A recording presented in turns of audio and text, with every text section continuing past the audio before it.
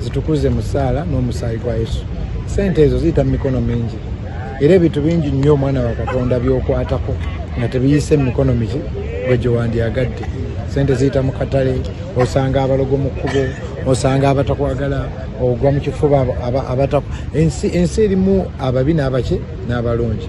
Kale buli kintu okitukuza nakusaba, okitegedde baba kufuye sente zisiime zitukuze n'okusaba ogenda ozikozesa teri kabi kakubeerako.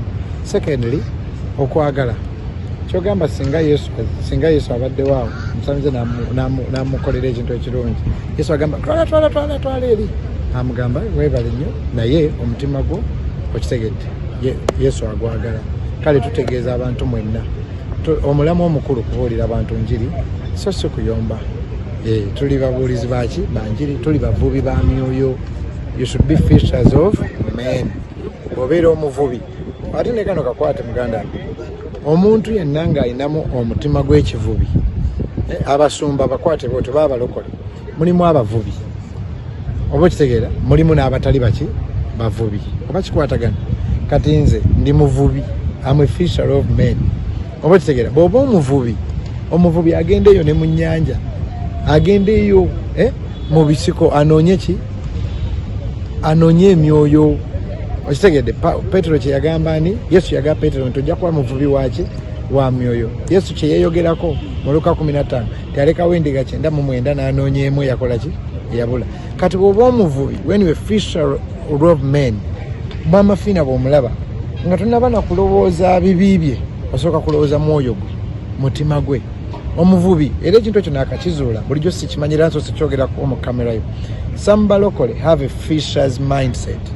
Oba kitegeera nga bw'olaba omusajja mu Bayibuli bwe baakaringa yali mulwadde nga muyi, bagenda otuuka Yesu yali nga wajjuddewo abantu bangi nga tewali space, ne bajjako ebbaati ne bamusiba emiguwa ne bamuweereza paka Yesu we yali. Ekyewuunyisa ku Yesu teyagamba muggyeko ebbaati ly'abandi, ate bo si be baamuwonya, bo baamukaringa to Jesus.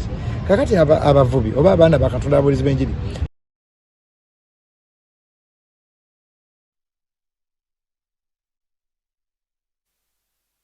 Mudamu ne mweyogeza manyi mulimu kansirika esigana yingira mu ntalo z'abasumba. Mudamu ne mweyogeza, mudamu ne mulasana, kyekigambo ekituufu ekyokukola kyekyokukozesa. So for that reason wadde ebintu bingi nnyo beetagisa ndowooza pastor's attention okubanga bikola kibyogerwa ate tayogera bye batamubuuziza tasobola vayo ne yeeyogeza ku kintu nga temunnakimubuuza era jjalaba ekintu yeekola ekiyesirikire mpaka bwe banaamubuuza.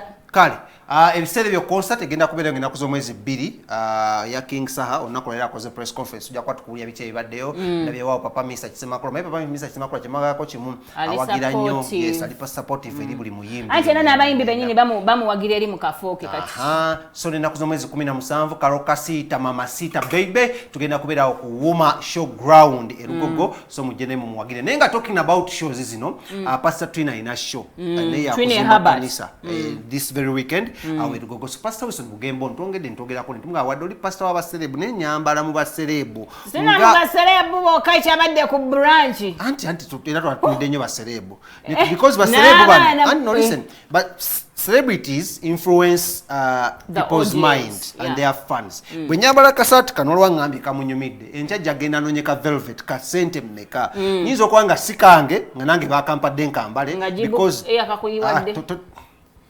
Tell show katikale byogere Pastor Bugembe wabatogera kubanga twogera ku nnyama n'oleeta ntula my friend ojja kucyankalanya sho jibuka kulaba nze sina kyogera sina kajibuke ngambe tusiba kwa njogera ku nnyama n'oleeta anti mbadde obadde oyogera eno si suit nendeto wa fashion n'omukuba paka kutaka eno si suit tomelese wagulu nedde eno si suit this is oshegedde era asobola so wama Pastor Wilson Bugembe ne mubuuza nti no one of the bintu yosinza okukola no is Celebrity Sundays erereta abayimbi bangi mu kimu church ne lwaki abayimbi bano ennyambala yaabwe beereeta okuinfluencinga abaana abali ku campus abaana bagala fashion okubalira nga bambala bubi ne bapreachinga abantu ne bamistakeninga kubanga baba maybe bagala kuyisawo kirala naye ate abamu ne bayisawo kirala nammwe ne mukitegeera bulala kati ffe abagala ennyo fashion mutulete okubanga tulowooza mwagala yisawo biki birala n'agamba Sheila Gashumba first of all muwala we mukwano gwennyo amwagala nnyo yali ogeredde ddala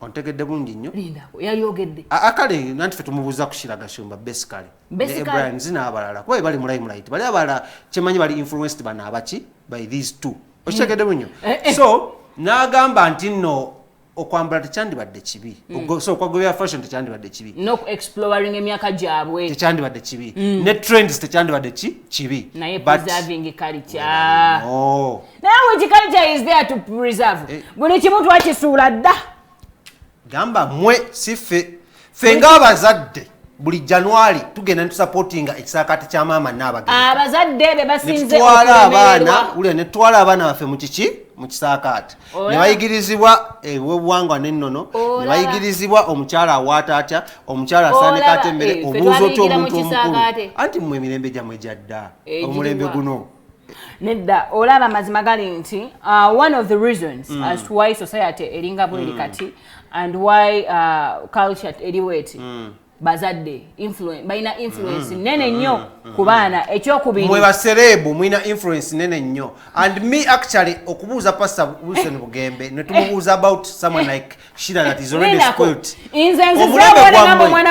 omulembe gwammwe gwayonooneka dda and you're using that you're using okwononefu wammwe okuinfluencing abaana baffe abaana baffe tuba tutte mu kisaakaate ne babeera ne bakola ki ne basoma ebintu bino naye mmwe SHEILAH Gashumba mmwe the spoiled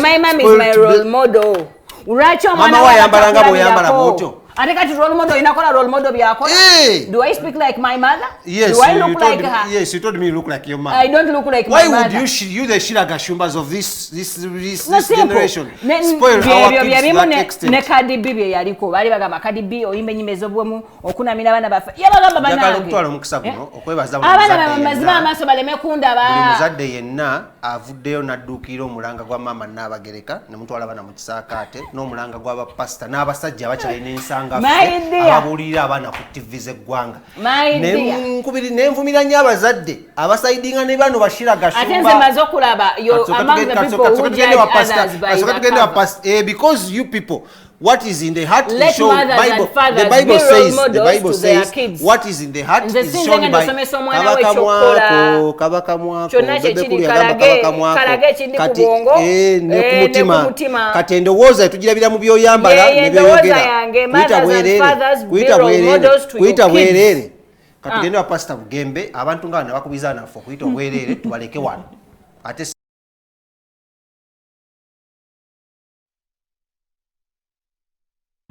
Okay, ekisooka nange ebifaananyi nabirabye ebintu ndooza biringanga bisatu. One, kino kiyinza obutavaamu bulungi, kiyinza okusooka si nnungi okitegere for clarity. Osobola okwambala nga tositamye oba okitegere, osobola okwambala nga tokunamye oba okitegere, nga toyambadde nti atoyambadde ng'oba agenda okuziika naye ng'oyambadde bulungi. So okusooka si kyekintu ekinyumya ennyo, saagala kusigambye ku muntu omu ngamba ennyambala generally. Secondly, bw'obeera oyinamu kankiyite faith oba eddiini, waliwo ennyambala emu. People need to know that dress code is a worship. Okitegedde ennyambala nako kusinza oba kitegedde kyegamba nti for example olaba kabaka bw'aba gyali mu lubiri, buli kabaka bw'aba nga gyali mu lubiri tulina ebintu bye tutakola ffe ng'Abaganda kuba in honor of the king oba kitegedde. Era waliwo engeri gy'otayinza kwambala nga kabaka waali oba nga ow'ekitiibwa waali. Kati bino byonna fukamira buuza kola bwoti biraga nti kabaka gyali n'Obuganda. I'm using Buganda as a kingdom. Kati buli bw'obanga olina a culture mova or a tribe, sometimes you know okujjukira you belong to that tribe, so you honor that tribe. Number two, you have to also belong to faith. Katugambe oba oli mukatoliki oba oli muprotestante oba oli musemiside oba oli musiraamu oba kitegeera, buli omwana bw'abanga ayina eddiini, obulokole si ddiini naye tugamba eddiini, ayina faith mu ye, waliwo ebintu byagamba ako kankokole kikankoleka. Ekirala kyekisemberayo ddala nadde nga kisoosa naye nakijja kuleeta ebizibu. Abantu babeera abato they want to figure out everything. So backlash eno nungi era bonna bebogeddeko nti mwayambadde mutya temukitwala bubi akwagala yakugambako okategeera kegamba agamba nti kitegeeza nti oli wadde mbogamba temumanyiira temukola ki oba kitegeera naye kitegeeza nti people love you and they care about the nation. Kitegeeza you want inspiration to their children and their cousins, you a star.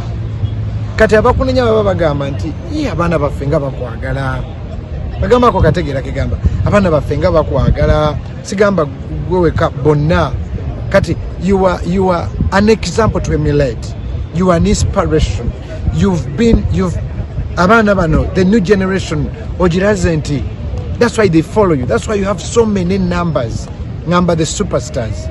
So these people balowoozeeko nabo otegeera kigamba abaana bakazini bo abaana babana Uganda otegeera abakulabanga you are they want to be like you otegeera kigamba they want katuyagala muzadde atuuke ekiseera ogamba oyo muleke oyo ye mukole ki takyali. So superstars should be given opportunities to make mistakes, they will outgrow it, but superstars should also know nti some people are looking at you as an inspiration.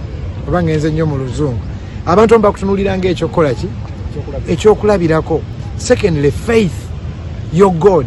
Katonda ng'ogyeko muwana mu bigambo nkwagala nnyo oli wakabi bamuwana ne mu nyambala.